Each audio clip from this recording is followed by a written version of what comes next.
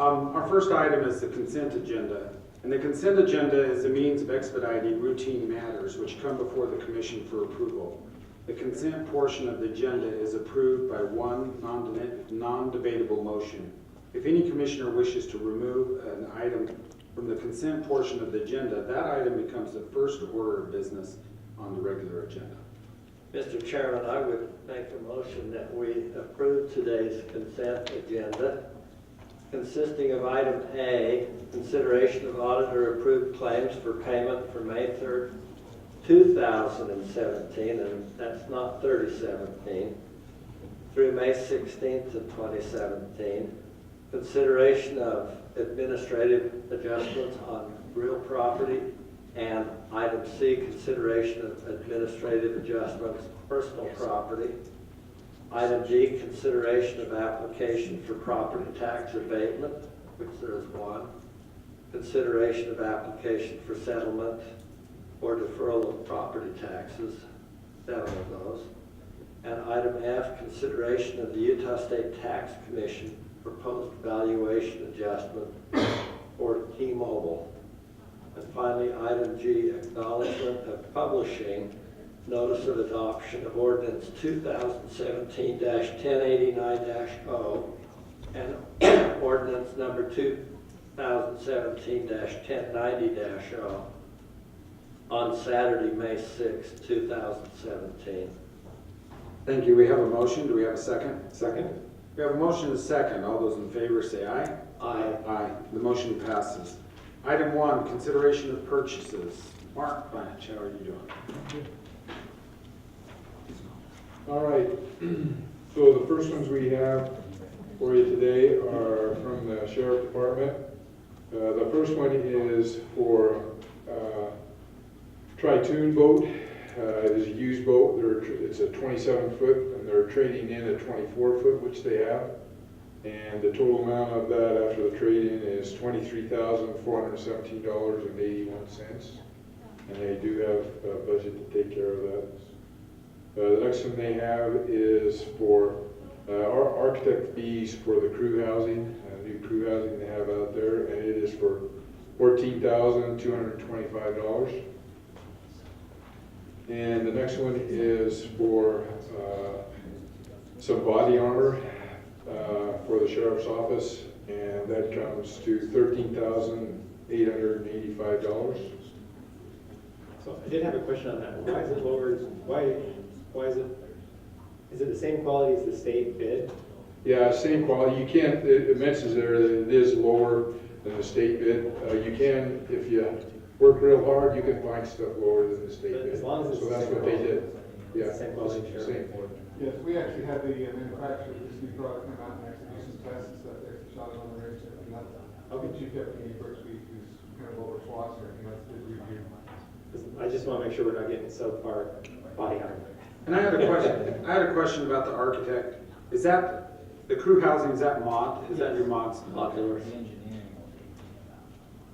Thank you. Because they won't be modular anymore once we build a permanent. Well, Zach's trying to find. I'm thinking it's called the portables for all-inclusive inn. It should. Resort. As long as they don't fall through the floor, you know, as they're walking around and cut themselves. All right, next we have some for the Sports and Recreation Department for Kevin. And the first one is funding for the Fit Phone for St. George, and that is $10,000. Next we have is for Ironman 2017 video production that they do, and it is for $16,000. And the last one is for public lands cleanup marketing that Kevin did, and all those are budgeted items for them. That is for $20,000. And the last one we have is for the noxious weed department, and this is for some herbicides for them. And this is a budget item for them, and it is $11,589.70.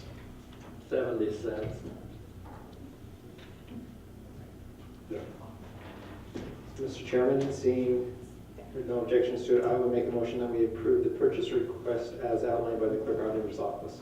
I'll second. We have a motion and a second. All those in favor say aye. Aye. Motion passes. Second item is an emergency service report from our good sheriff, Corey Bolzberg. And we thank you, the commissioners, for their support with search and rescue and what they do and with the purchase of that new boat. If you know any of the history, which Commissioner Fox does, the pontoon that we've currently been using is actually one that we acquired for back in, I believe it was 92. Oh, wow. 14-inch pontoons, and when they get loaded up with 4 or 5 guys with all their gear and stuff, there's about 4 inches worth of water, and it will not plane out, but it does move from one point to another. So they was trying to get something with a little more flotation, and looking at trying to replace the pontoons underneath it, and to then have to change the transom, put a larger motor, all these different things. We found it was actually easier to go with this used one. One of our local dealers with RPM actually was keeping his eyes open and really found us an amazing deal on this.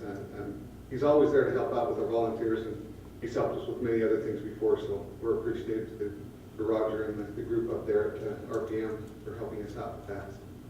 So Sheriff, did the search and rescue crew look at the new purchase and they approve it, they like it as well? Actually used it out on the water event with Ironman. Oh, great. They're very happy with it.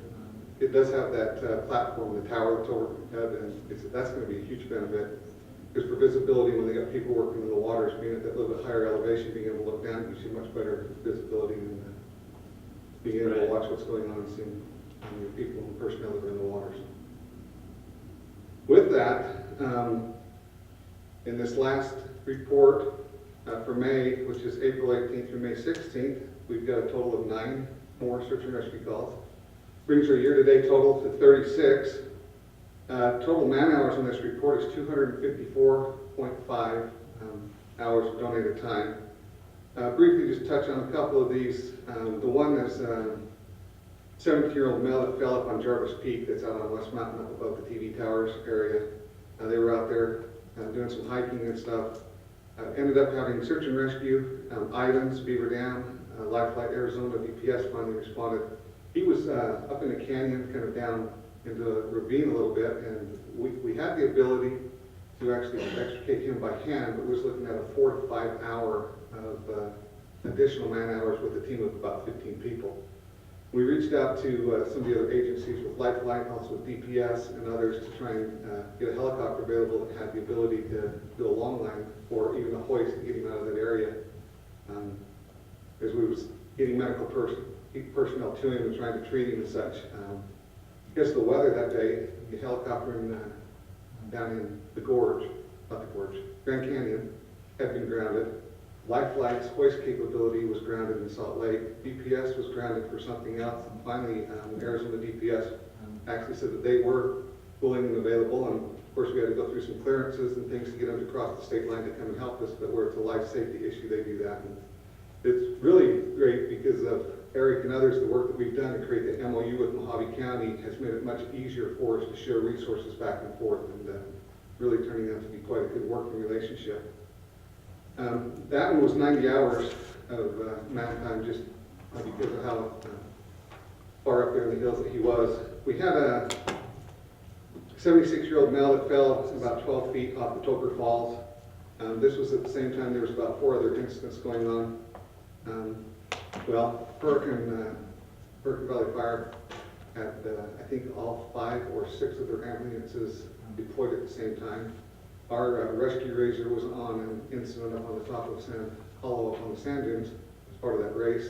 Their 6x6 was on another one that was with the youth race just to the east of Sand Hollow. Our search and rescue guys finally got in there. The first ambulance got a flat tire. The second one wasn't going to make it up in there. Luckily, Life Flight became available and was landed. The crews packed the individual over to the Life Flight ambulance and actually flew him out to the RMC for that one. Lost hiker up Dalton Wash. It was a fairly quick location. We dispatched our people with Zion National Park, and we actually had a park ranger who was close, so was able to get up in there and help escort them out. Ledged up hiker in Snow Canyon State Park. The subject was stuck on a cliff for several hours, and we was able to get in and make contact with him and actually help him get down off the cliff. No medical was involved in that one. Search and rescue assist at St. George police on locating a missing 73-year-old male with Alzheimer's. We had another injured climber, Red Cliffs Recreation. As we went in with the Hurricane EMS, as they're going in, they actually found a second victim that was completely unrelated to the first. Was able to provide him treatment, get him transported out to medical, and then go back in for the original call. And that's the photos I think you saw with the hoist and the stokes and stuff being brought down over the cliff. Stranded motorist up on Danish Ranch Road. Subject broke down, slid off the road. We was able to go in and get him. We did not retrieve the vehicle, just wasn't blocking the roadway, just the weather and everything else up in there got left, so he can get in there later to get it back down. And then the last one was the injured hiker on the Gila Trail in Snow Canyon. A 38-year-old female that slipped and fell off rocks, broke her ankle. So we had search and rescue go across. Dameron Valley came down to assist. And they actually packed her out and she was transported near overseas. A lot of it's dealing with medical assists and things, kind of changing the dynamics with the expansion of cell phones and the triangulation that we have for GPS coordinates. We're not doing as much searching for them, but it's just trying to get to the individuals and providing the, the help that they need as we get out. So a lot of times you know where they're at, Yeah, rather than having to go fairly close. wander around. Huh, that's interesting. Anyway, that's our report for this month. Thank And it's you, just getting Sheriff. warmer. Yeah. Thank you so much. Thanks, Sheriff. Express our appreciation to the search and rescue members as well. You're fantastic. We're now going to have, I do have one question. I know that pontoon boat came with a slippery slide. My question is it still on there or not? Yes, it is. It's going to remain on there. James is the undersheriff, of course it's still on there. We felt it was wise to leave it on for the event at Ironman. Somebody might need it. Well, I was thinking it gives you quick access to the water. Exactly. There are no photos of the divers that deployed into the water from this side. Oh, that's great. It's coming off. That's great. Joel, a presentation. Joel Tucker, our library director. Thank you for having me today. Wanted to recognize that we received a Community Connector Award from Kasugi, and I can.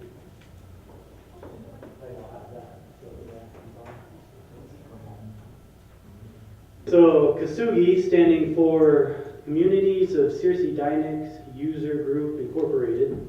They have a conference every year, and we were recognized with this award. And basically, I'm just going to read the nomination. So the Washington County Library System was nominated for their efforts in opening the Hilldale Library. The construction and opening of the Hilldale Library is more than a program. It was an initiative with long-term projected results. Though the planning for the library took time, the building was purchased in May 2016, completely renovated, and opened by November 2016. The Hilldale community had previously been secluded, cut off from information, and pulled away from public education for over 13 years. The introduction of a new library opens the doors of possibility for over 7,000 residents. The new Hilldale Library marks a substantial step forward in an area that really needs it. This need was evident with the mass attendance of the ribbon-cutting ceremony. All the folks we recognize here today were substantial players in the planning, support, and success of the Hilldale Library. A big congratulations to Washington County Library team for bringing a much-needed library to the Hilldale community. Well done. They gave special recognition to myself, Victor Iverson, Zachary Renstrom, Alan Gardner, Dean Cox, Sid Atkin, Dan McGuire, Gerald Jones, Rob Golding, Lacey Hughes, and Michelle Mitchell. So, wanted to let you know that great recognition that we received, and excited to move the library work forward. Great job. That is a good job. You know, when we started on this little library project out there, and Joel started bringing it forward, and we started talking about it, I mean, it's exceeded all my expectations as far as the impact, positive impact on the community. I mean, we had great hopes for it when we launched it, but it's, I continue to get a lot of positive feedback from folks out there that just say, look, that library is a great addition to our community. It has the highest usage for a small library, doesn't it? For small libraries, they average about 80 people a day. Hilldale's averaging about 140 a day. Yeah. So, Just great work there. You deserve all the credit. well, it was a Wow. team effort. Did a good job. Thank you. Thank you. Thanks. Item 4, consideration of resolution 2017-1091-0, an ordinance rezoning a certain portion of Washington County located approximately 1/2 mile east of Virgin from A20 agricultural 20-acre minimum lot size zone to C2 highway commercial zone, hereafter fully described in this ordinance. Scott? Hello, Commissioners. So in Planning Commission meeting last week, the Planning Commission held a public hearing and reviewed an application for zone change request. Zion Helicopter, owner and operator Paul Budge submitted application to rezone 40-acre parcel from the agricultural to commercial so that he could move his helicopter operation and tours out closer to the park and on the Zion Canyon corridor. And the Planning Commission reviewed it, and they were comfortable with it and recommended approval of the zone change. And it was a unanimous vote. There were some concerns that were brought up just about the size of the parcel. You hear 40 acres and you think that you could end up with a truck stop or something there, but because of the topography of that parcel, most of the parcel is unbuildable, and so just looking at a small portion on the south side of the highway that he would be able to build between the river and the highway. And so he still has to, the applicant still has to meet some FEMA requirements, may end up needing to do some Army Corps of Engineer work and alterations to the land there, but he'll take care of all that prior to getting a building permit and moving forward with site plan review and approval. What did UDOT say as far as access off of the? So right now, he's working with UDOT, but there's currently a little pull-off right there that UDOT, Oh, is it kind of like that one with the kiosk there? yes, yeah, Oh, that's similar to perfect. that. It's just, and there's already space there for the pull-off, but he hasn't gotten the full approval yet from UDOT, but it sounds like it's in the works and positive. It's just a zone change only. And Correct. Sure. Yeah, all of the other items will be addressed prior to, well, with the site plan review and prior to building permit. Yeah, you're right. Did we get any objections or? No, we didn't. Okay. And I'm assuming we posted the property lights. Correct, yeah. I attended the meeting and there was no one that spoke against it, and the Commissioner Scott said approved it unanimously. So I would go ahead and make a motion to approve ordinance 2017-1091-0, an ordinance rezoning a certain portion of Washington County located approximately 1 mile east of Virgin from A20 to A20 zone to C2 highway commercial, hereinafter fully described in this ordinance. I second the motion. We have a motion and a second. All those in favor say aye. Aye. Motion passes. Thank you, Scott. Thank you. Appreciate that. Item 5, consideration of resolution R-2017-2186, a resolution appointing County Commissioner Dean J. Cox to a specially funded Transportation Special Service District Board. So, as commissioners, sometimes we get to be a part of very exciting meetings. This is one of them. So Alan Gardner was on this previously, and so it would be appropriate for, Dean Cox, when he gets his position on it. And we meet a couple times a year, and we have, kind of depends when we get those funds, but I think it would be appropriate to, and wise to appoint Commissioner Cox to this position, taking this position. Now, we want Commissioner Cox to vote for this, so we should probably put a little more enthusiasm and say, this is one of the most exciting, dynamic boards he'll be able to serve on. So does this mean I get to go to another meeting? That's right. So I make a motion that we approve resolution number R-2017-2186, a resolution appointing County Commissioner Dean J. Cox to the specially funded Transportation Special Service District Board. I'll second. We have a motion and a second. All those in favor say aye. Aye. Motion passes. Item 6, consideration of resolution R-2017-2187, a resolution appointing members to the Administrative Control Board of Washington County Special Service District Number 1. And that is our solid waste board. And they are on that board. There's 22 members. They represent a variety of our cities.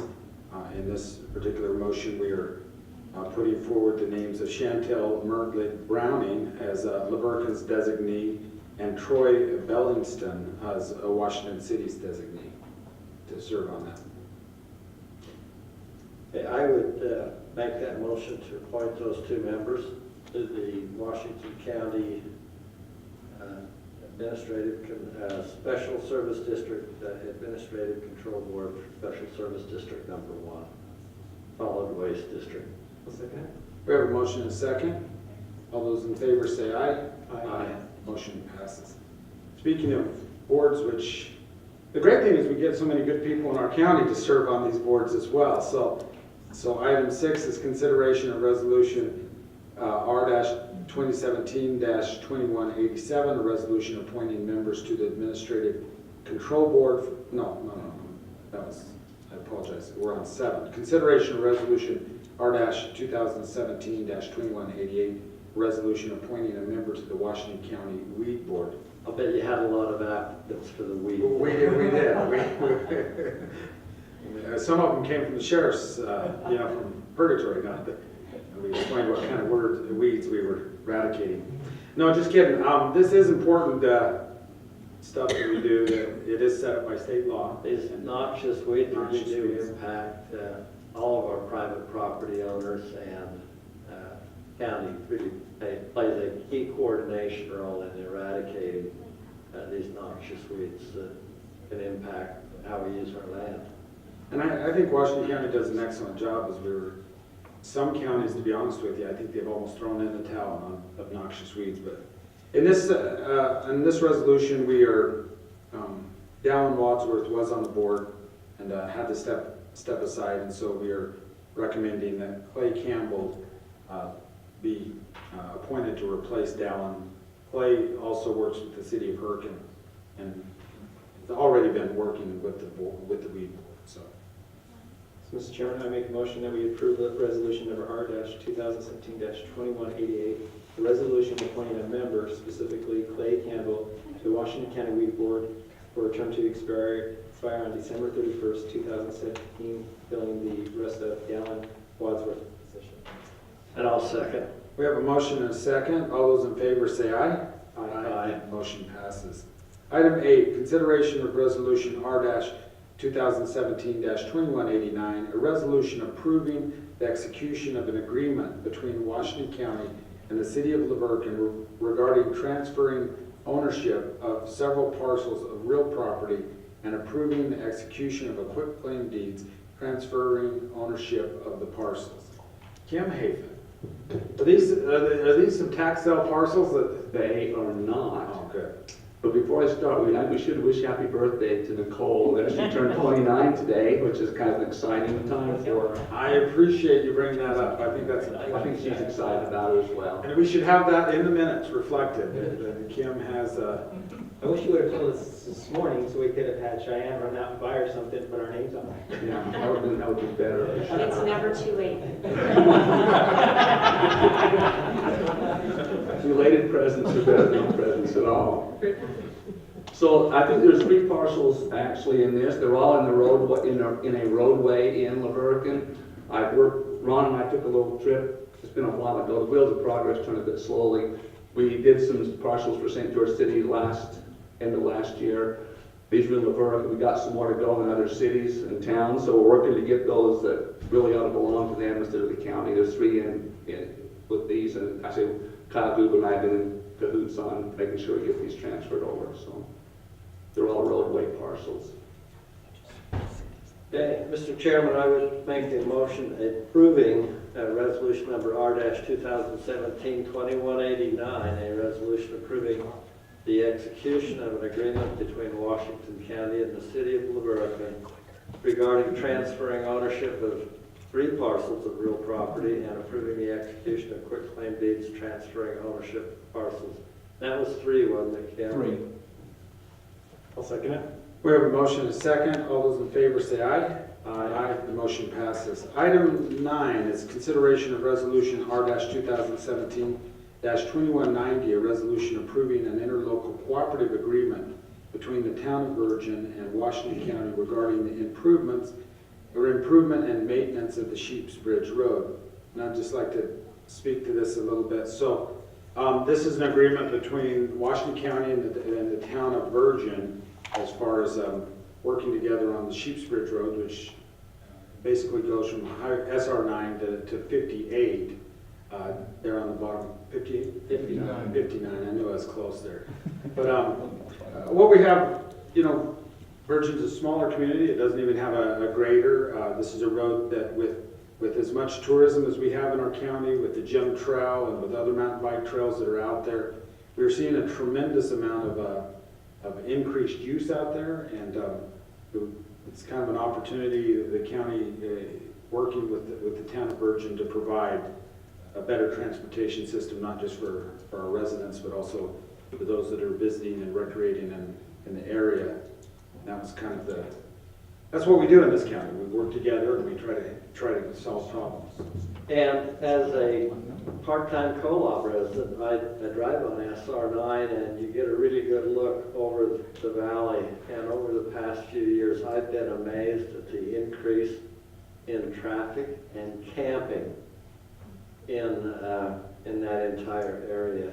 So I know now I'm starting to see a lot of dust, haze hanging over the valley. Anything that we can do to improve that road, either with road base or maintenance, that would keep that dust a little less migratory, to keep it on the ground a little bit better, and I think it'd really be great. I think another item that needs to be mentioned is that on both those 59 and SR9, we have twists, we have switchbacks that come down into Birkin on one side and the Birkin the other.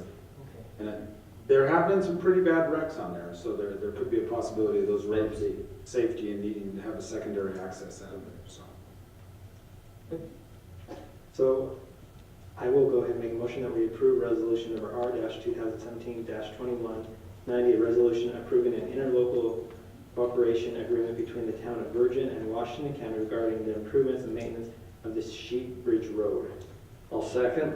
We have a motion and a second. All those in favor say aye. Aye. Aye. Motion passes. Item 10, consideration of resolution R-2017-2191, a resolution of Washington County adopting the 5-county multi-jurisdiction natural hazard mitigation plan 2017 to 2021. Commissioner, I'd be happy to speak to this. FEMA imposes a requirement that entities who want to be eligible for FEMA disaster relief funds, that prior to any qualifying event, they have to have a qualified and approved natural hazard mitigation plan. And the state of Utah has been one of the states that stepped out early on this and made funding available with other federal funding. And rather than doing this county by county, they've chosen to do it through the Association of Governments.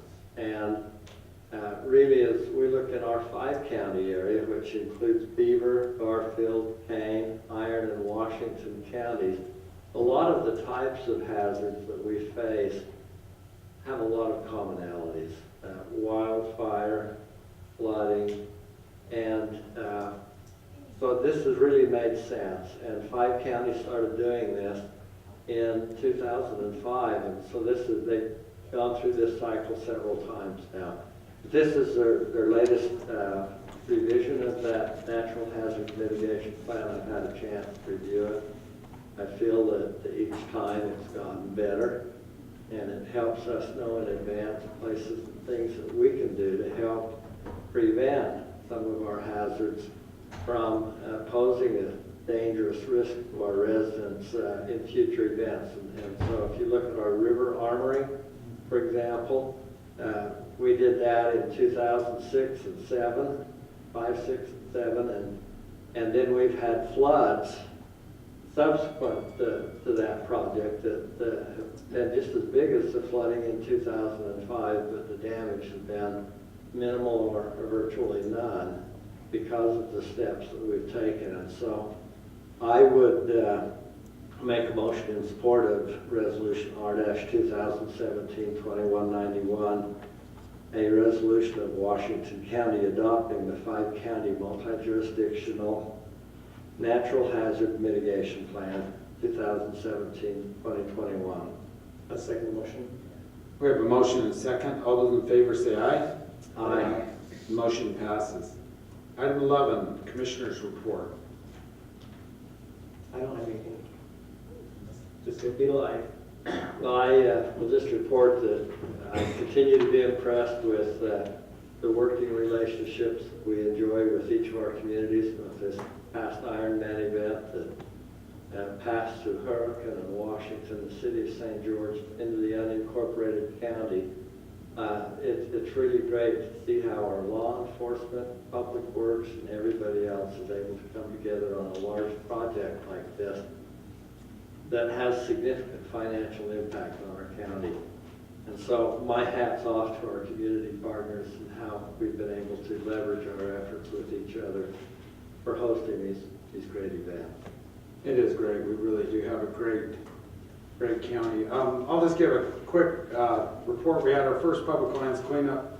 Give your lands a hand. I've been singing about this for several months now, at least. But I think it was a great success. I was a little bit worried. There have been 3 cleanups in that area, and Kent Page took out the dumpster and we put it back on. Anyway, we put it there on Sitla land where there had been cleanup just off of Navajo. But within 3 hours, we had that puppy full of all kinds of TVs and computers and glass and, you know, just all kinds of things that don't belong in our public lands. I think we had about 50 or 60 volunteers come out, Boy Scouts, you know, moms, kids.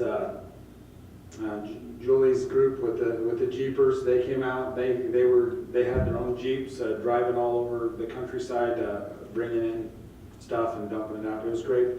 I will report that because we talk about our desert tortoise, and this is an area that gets a lot of human activity. But we found, I want to say there was 5 altogether. I know one. I got a photo of one, but you know, in his little tortoise way, he said thank you for taking care of the garbage. Yeah. As part of Sitla, I would just like to thank the community for cleaning up that property. It's very much appreciated. So thank you. When we took our drive out there, it was looking better, right? Because there have been 2 major cleanups in the last few weeks, and so I was a little bit nervous about having our first cleanup there. I thought, we're going to show up and everybody's cleaned up the garbage already. But I found that I didn't need to worry about that. That was unnecessary worry. There's always plenty of trash to pick up. So anyway, it was good. It was a lot of fun, and we've talked to our mayors, and Santa Clara has already kind of nominated a place, and we're going to be doing some other cleanups. So good stuff. Well, Good. very good. We'll stand adjourned. Thank you everyone for coming.